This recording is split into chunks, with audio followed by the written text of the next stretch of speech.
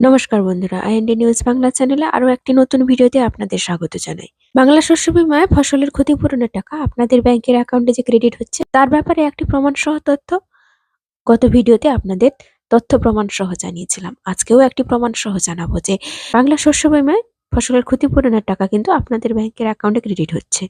তো এবারে প্রশ্ন হচ্ছে যে বাংলা শস্য বীমা যোজনায় ফসলের ক্ষতিপূরণের টাকা আপনাদের ব্যাংকের অ্যাকাউন্টে ক্রেডিট হচ্ছে, কিছু জনের হচ্ছে না। তো কেন পাচ্ছেন না? এমনকি আপনি যদি আপনার টাকাটি না পান, আপনি কি জানেন যে একটা ফোন নাম্বার রয়েছে, এই ফোনে যদি আপনি কল করেন, তাহলে আপনি কিন্তু সমস্ত ডিটেইলস জানতে পারবেন যে আপনার ব্যাংকের অ্যাকাউন্টে এখনো পর্যন্ত ফসলের ক্ষতিপূরণের টাকাটি ক্রেডিট হচ্ছে না কেন?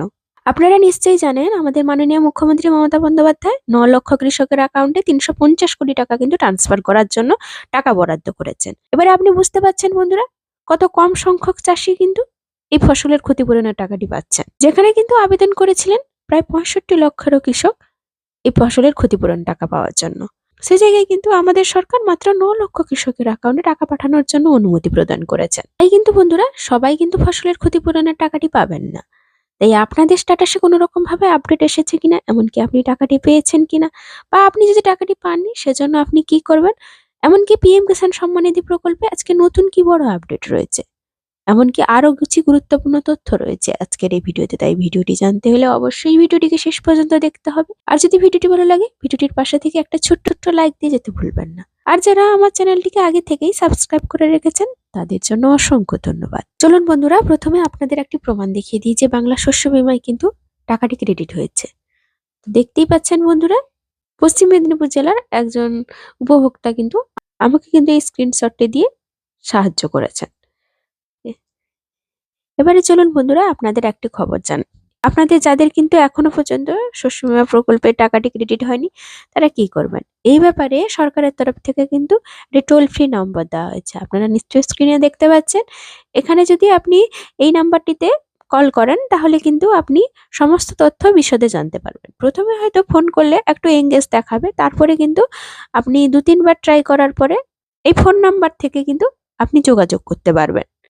এবারে জানাই চলুন বন্ধুরা, পিএম কিষাণ সম্মান নিধি অর্থাৎ প্রধানমন্ত্রী কিষাণ সম্মান নিধি যোজনার ১৯তম কিস্তি টাকা পাওয়ার জন্য কিন্তু আপনারা আপনাদের স্ট্যাটাসে ইতিমধ্যে বিভিন্ন রকমের পরিবর্তন দেখতে পেয়েছেন। তাছাড়া আপনারা যদি এখনো জানেন না যে পিএম কিষাণ সম্মান নিধি প্রকল্পে আপনাদের স্ট্যাটাসে পরিবর্তন আসতে শুরু করেছে, আপনারা এখনো পর্যন্ত চেক করেননি, তাহলে বলবো আমার ডেসক্রিপশনে একটা লিংক দেওয়া আছে, আপনারা চাইলে ওখান থেকেও চেক করতে পারেন। এবারে আপনারা যে ১৮তম কিস্তি টাকা পাওয়ার আগে থেকেই শুনেছিলেন আপনাদের কিন্তু পিএম কিষাণ সম্মান নিধি অর্থাৎ পিএম কিষাণ সম্মান নিধি প্রকল্পে টাকা বাড়ানোর কথা রয়েছে। কিন্তু ১৮তম কিস্তিতে আপনারা যেরকম টাকা পেয়েছিলেন সেরকমই পেয়েছেন। কিন্তু ১৯তম কিস্তিতে যে আপনাদের টাকা বাড়ানো হচ্ছে কিনা সে ব্যাপারে কিন্তু আজকে আমি আপনাদের ভিডিওতে জানাতে চলেছি। তাছাড়া আমাদের অর্থমন্ত্রী নির্মলা সীতারামন এমনকি কৃষকদের সঙ্গে যে একটা সংগঠন হয়েছিল, সেই সংগঠনে দাবি রাখা হয়েছিল যেহেতু বিভিন্ন কারণ বাজারে সমস্ত কিছু দ্রব্যমূল্য বৃদ্ধির কারণে কৃষকদের মাত্র মাসে এইটুকু খরচের মাধ্যমে ওনারা কিন্তু কিছুতেই কৃষির আয় বাড়ছে না।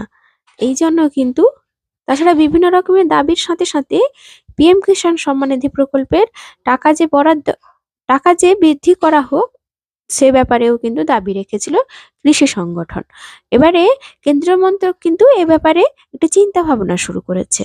যেহেতু কৃষকেরা বছরে ৩টি কিস্তিতে ২,০০০ টাকা করে মোট ৬,০০০ টাকা পাচ্ছেন, এবারে কিন্তু কেন্দ্রীয় মন্ত্রকের কাছ থেকে যে খবরটি উঠে আসছে সেটি কিন্তু প্রায় ১২,০০০ টাকার মধ্যেই কিন্তু টাকাটি বাড়তে চলেছে, অর্থাৎ ৬,০০০ নয়, খুব বেশি হলে ১২,০০০ টাকার মধ্যে কিন্তু আপনাদের টাকা কিন্তু বাড়তে চলেছে, ৬,০০০ নয়। এবারে কিন্তু টাকা কিন্তু আপনারা বেশি পেতে চলেছেন।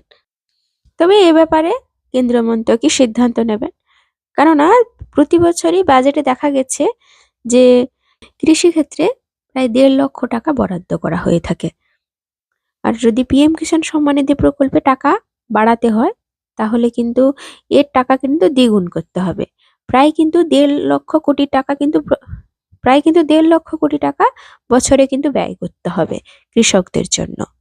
তাহলে কিন্তু কৃষিক্ষেত্রেও কৃষকদের জন্য বাজেটে টাকা বৃদ্ধি করতে হবে। বাজেটে যদি টাকা বাড়ানো হয় তবেই কিন্তু কৃষিক্ষেত্রে পিএম কিষাণ সম্মান নিধি প্রকল্পে টাকাটি বাড়ানো যেতে পারে। তবে তবে সবটাই কিন্তু কেন্দ্র মন্ত্রক যেটা ডিসিশন নেবে সেটাই কিন্তু হবে। সম্প্রতি কৃষি মন্ত্রকের সংসদীয় স্থায়ী কমিটিও সুপারিশ করেছিল পিএম কিষাণের টাকা 6,000 থেকে বাড়িয়ে 12,000 টাকা করা হোক। পাঞ্জাবের প্রাক্তন মুখ্যমন্ত্রী চিরঞ্জিত সিং চন্নির নেতৃত্বাধীন কমিটি সুপারিশ ভাগ চাষি ক্ষেত মজুরদেরও পিএম কিষাণের আওতায় আনা হোক বলে দাবি রেখেছিল। দেশের কৃষক সংগঠনগুলির যৌথ মঞ্চ সংযুক্ত কিষাণ মোর্চার নেতাদের অবশ্য যুক্তি, মোদী সরকার যদি ভাবে ফসলের দামের আইনি গ্যারান্টির ব্যবস্থা না করে পিএম কিষাণের টাকা বাড়ালেই আন্দোলন থেমে যাবে, তাহলে ভুল করবেন। আন্দোলনের চাপে প্রত্যাহার করা 3 কৃষি আইন ঘুরপথে ফেরানোর জন্য তৈরি কৃষি বিপণন নীতিও বাতিল করতে হবে। অর্থাৎ বন্ধুরা, কৃষি সংগঠন যে কেন্দ্র মন্ত্রকের কাছে বিভিন্ন রকমের সুপারিশের সঙ্গে সঙ্গে পিএম কিষাণ সম্মান নিধি প্রকল্পে টাকা বাড়ানোর জন্য যে একটা সুপারিশ করেছিলেন, সে ব্যাপারে কিন্তু স্পষ্ট বোঝা যাচ্ছে এবং কেন্দ্রীয় মন্ত্রক কিন্তু এ ব্যাপারেও চিন্তা ভাবনা করছে। তাই কিন্তু আপনাদের 12,000 টাকাও হতে পারে, এমনকি তার কমও হতে পারে। তবে টাকা যে বাড়তে পারে সে ব্যাপারে কিন্তু নিশ্চিত। তবে বাজেট পেশ হলে সব ব্যাপারেই বোঝা যাবে। বন্ধুরা, আপনাদের জানিয়ে রাখি, আবাস যোজনা প্রকল্পে আপনারা যে প্রথম কিস্তির টাকাটি পেয়েছিলেন, আপনাদের মধ্যে অনেকেই কিন্তু উনার বাড়ি তৈরি করার জন্য প্রথম পর্বের কাজ কিন্তু শুরু করে দিয়েছেন। এরপরে কিন্তু সরকারের তরফ থেকে লোক গিয়ে উনাদের বাড়ি বাড়ি গিয়ে সার্ভে করবে, ওই জন্য কিন্তু উনারা প্রথম ধাপের কাজটি কিন্তু শুরু করে দিয়েছেন। আপনারা নিশ্চয়ই পশ্চিম মেদিনীপুরের একটি জায়গার ছবি দেখতে পাচ্ছেন, উনারা কিন্তু উনাদের প্রথম পর্বের কাজ কিন্তু শুরু করে দিয়েছেন, অর্থাৎ ভিত কাটার কাজ কিন্তু উনাদের শুরু হয়ে গিয়েছে।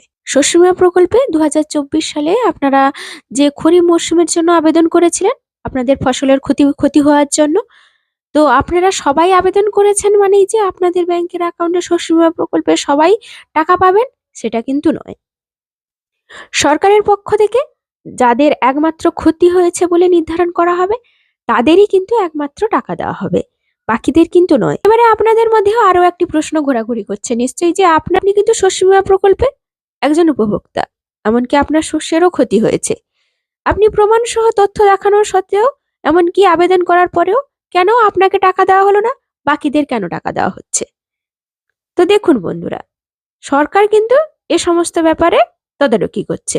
সরকার যেটি মনে করছে যে এই যে সমস্ত এলাকায় ফসলের ক্ষতি হয়েছে সেই সমস্ত এলাকার কৃষকদের কিন্তু টাকাটি ট্রান্সফার করছে।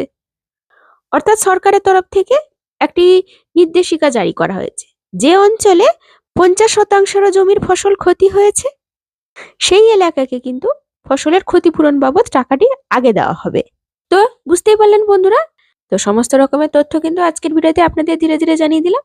যদি ভিডিওটি ভালো লাগে অবশ্যই বন্ধু বান্ধবদের মধ্যে শেয়ার করে একটি ছোট্ট লাইক দিতে ভুলবেন না।